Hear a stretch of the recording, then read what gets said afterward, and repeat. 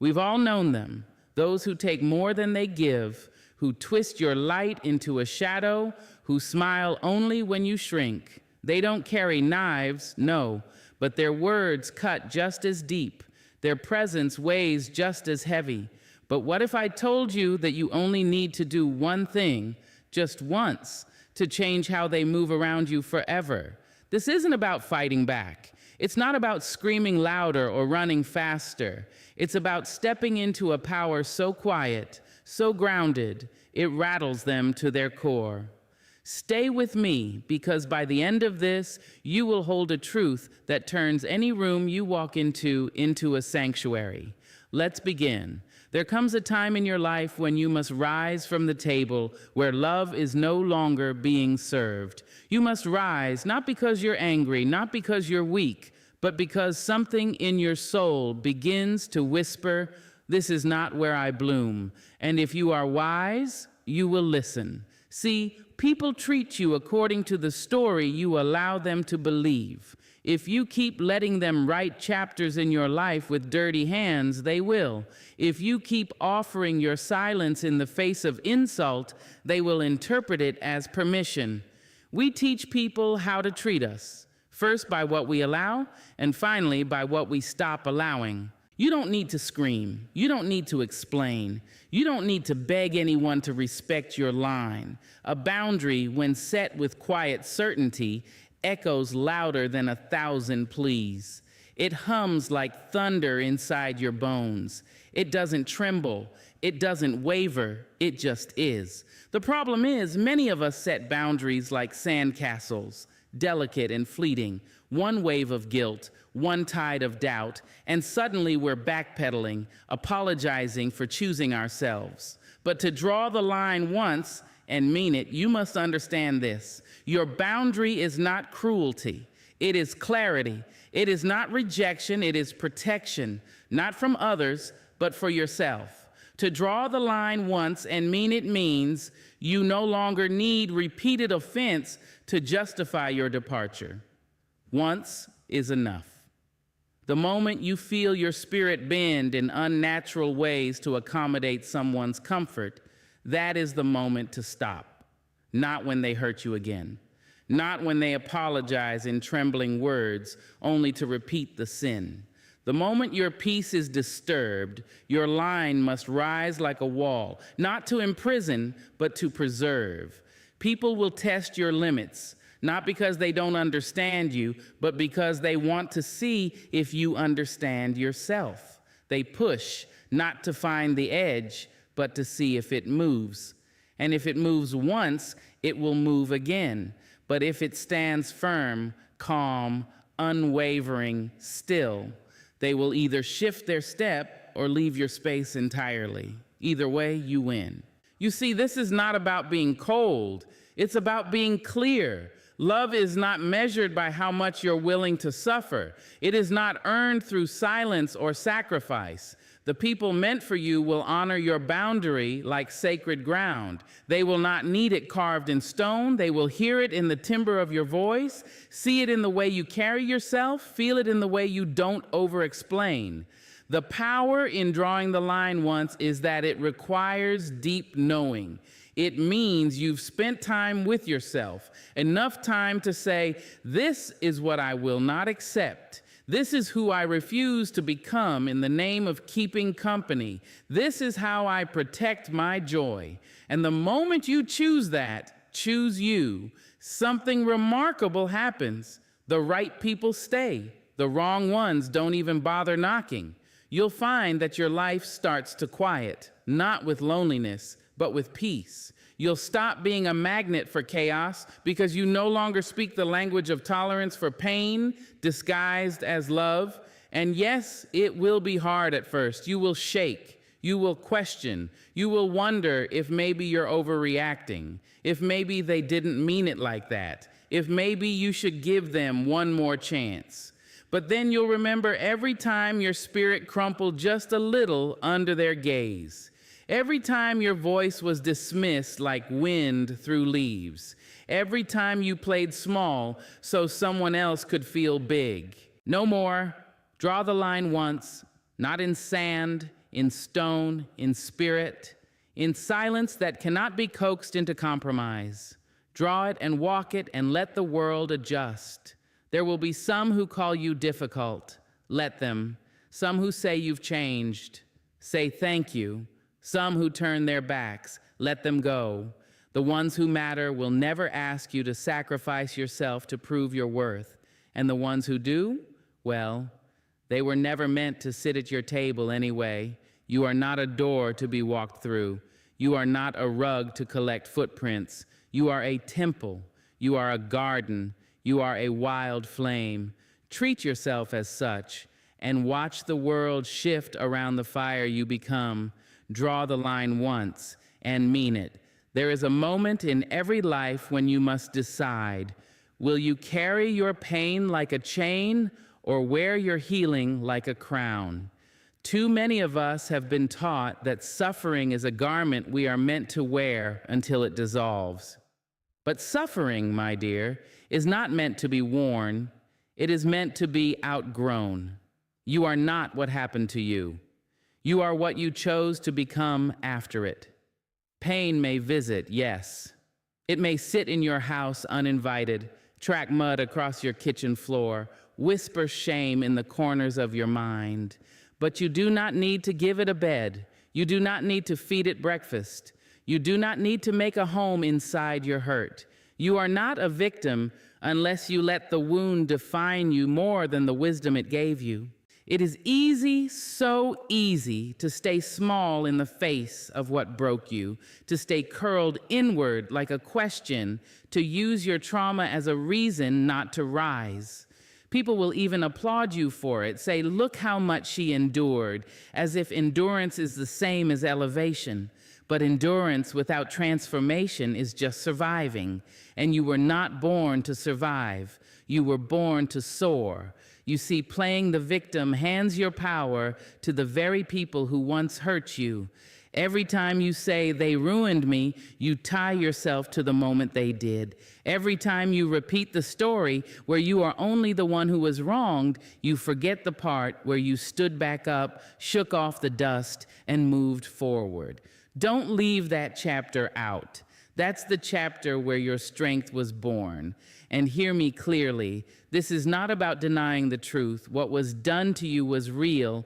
The betrayal, the silence, the abandonment, the manipulation, the violence. I do not ask you to pretend it didn't happen. I ask you not to let it shape what you become. They don't get to build your future with the bricks of your past, not unless you give them your hands. There is power in saying, this happened, it hurt, and I still choose to grow.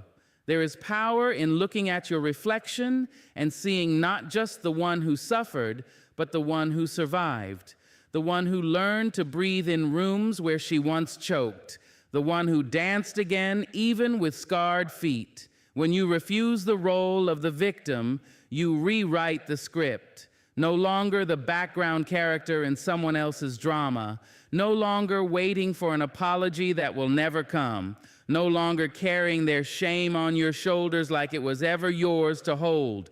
You step forward and you say, this is my story now, and I get to decide how it unfolds. The world might not cheer for this moment. There is a kind of sympathy people love to give when you are broken. But there is something rarer, something quieter, more sacred than sympathy, and that is self-respect. It doesn't need applause. It doesn't need validation. It just stands quietly, steadily, and says, I will not be defined by what hurt me. I will be known by how I healed. People may not understand. That's all right. Healing is not for their comfort. Refusing to be a victim does not mean pretending you were never hurt. It means choosing not to carry it like a flag. It means not letting it become the loudest part of who you are.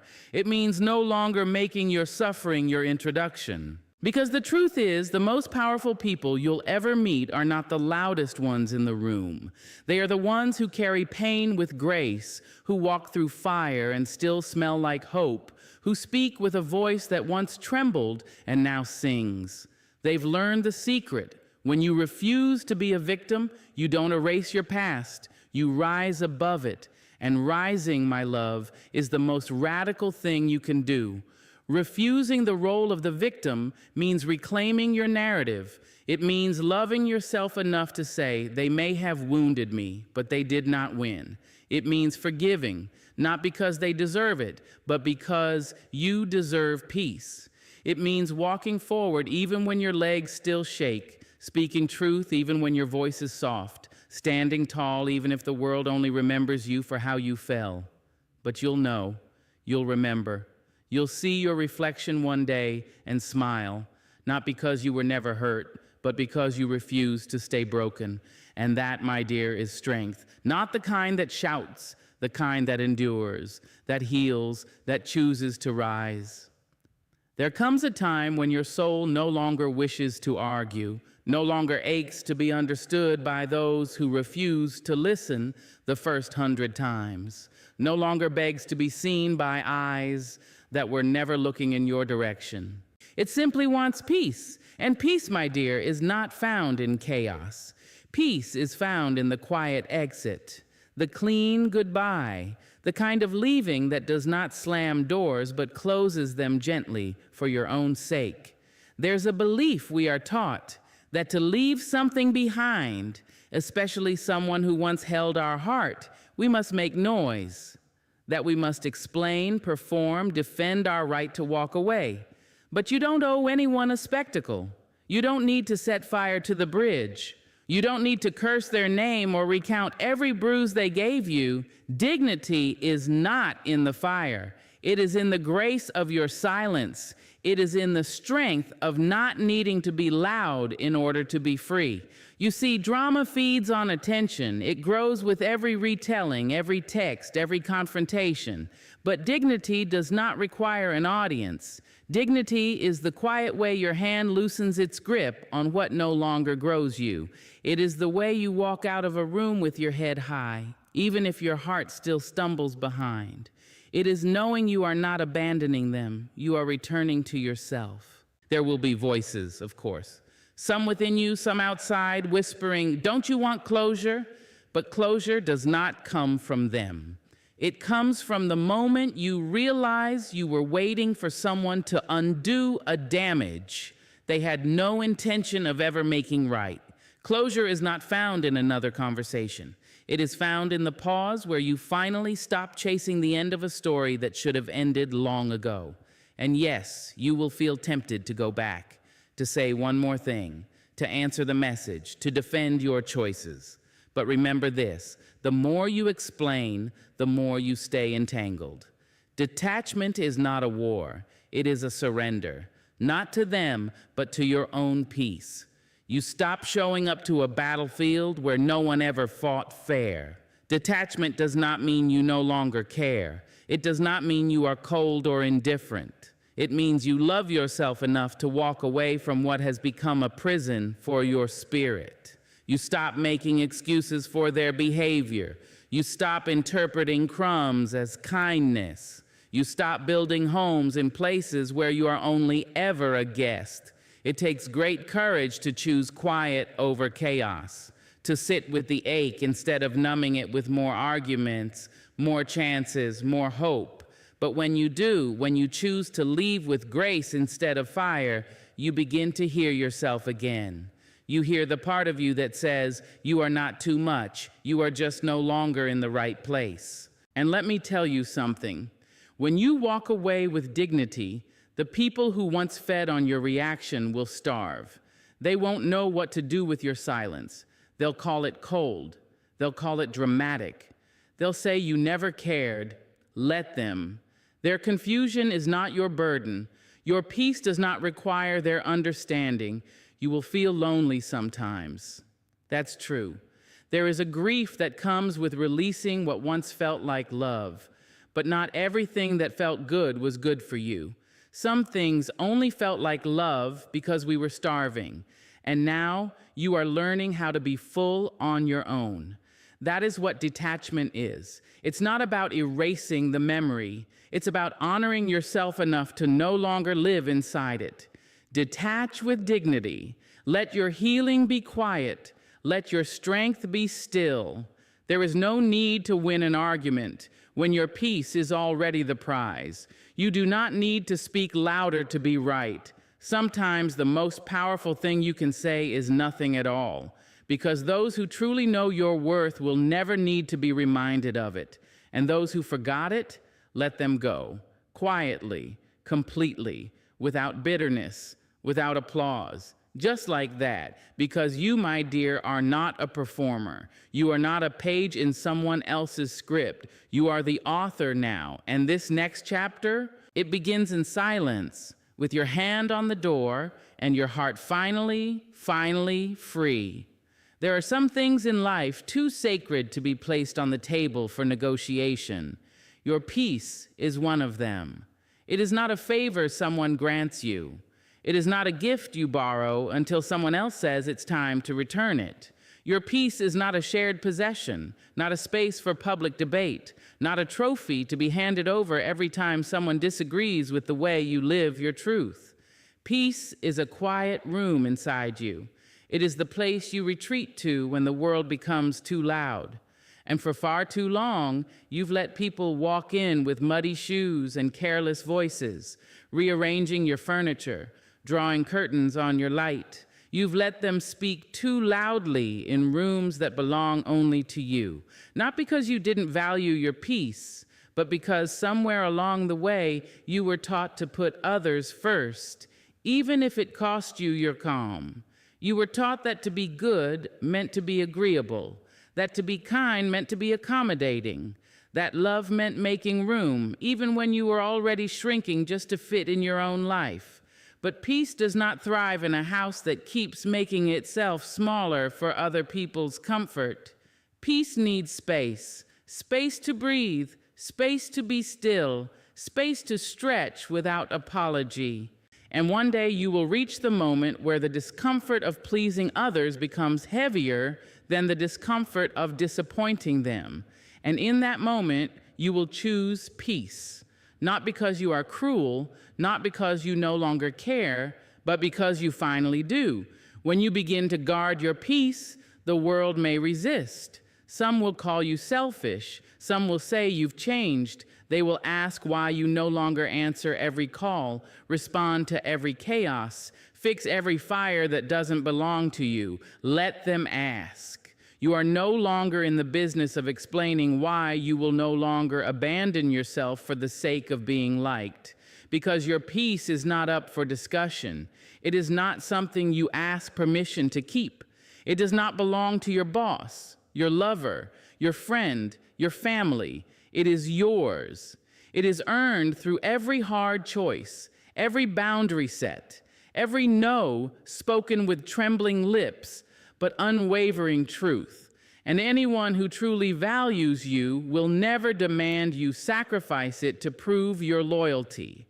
Sometimes the most radical thing you can do is choose not to participate, to not reply, to not attend every argument you're invited to not correct every lie, chase every misunderstanding, or defend every version of yourself someone creates in their mind. Because your peace does not live in proving a point. It lives in knowing who you are, even when no one else claps for it. Peace is a commitment, and like all commitments, it requires protecting.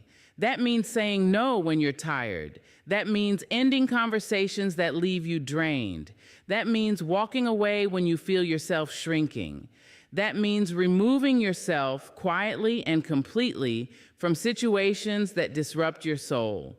And here's what they don't tell you. Once you begin to honor your peace, you begin to attract people who do the same. The ones who come into your life not to stir the waters, but to still them. The ones who do not expect you to perform for your worth. The ones who sit with you in silence and still make you feel heard. These are the ones who understand that your peace is not only your right, it is your foundation. But before you find them, you must first become that person for yourself. You must be the guardian of your own stillness. You must be the one who walks away first. You must be the one who closes the door before it slams. The one who chooses rest over retaliation. the one who does not sacrifice their calm for a moment's satisfaction. This world will offer you many chances to give up your peace. It will tempt you with drama, with urgency, with other people's fires dressed as your responsibility. But you are not a firefighter for emotional arsonists. You are not the emergency room for someone else's recklessness. You are a sanctuary. You are a garden. You are a quiet mountain that does not move just because the wind screams louder. Let them shout. Let them misunderstand. Let them spin their stories. You, my love, stay rooted. Stay still. Because your peace, it is not up for discussion.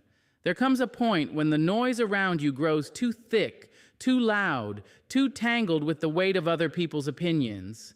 Fingers pointed, voices raised, expectations piled like stones on your chest. And it's tempting, isn't it, to blame, to point outward, to name everyone who wronged you, to retell the stories that made you bitter. But if you stand still for just a moment, if you hush the crowd and lean in toward your own breath, you'll hear a truth rise up from deep within you, a truth that says, turn the mirror back to yourself, not because everything is your fault, but because not everything is in your control either, and the only place you will ever find power, real and lasting power, is in your own reflection. That mirror doesn't lie, it does not flatter, it does not bend to comfort. It shows what is there, the light and the shadow, the healing and the harm, the wounds you still cradle, the habits you still excuse, the patterns you keep calling fate. It reflects the part of you that wants to grow and the part of you that clings to what is familiar, even when it hurts. Turning the mirror back to yourself is not an act of shame, it is an act of courage. It says, I'm willing to see myself, not as the world paints me, not through the eyes of my pain, but with the quiet clarity of truth. It says, I will stop chasing healing in someone else's apology. I will stop waiting for peace to come through the mouths of those who caused my suffering. I will stop handing over the keys to my joy and calling it love. When you turn the mirror toward yourself, you begin to ask deeper questions, not, why did they treat me that way, but why did I stay after they did?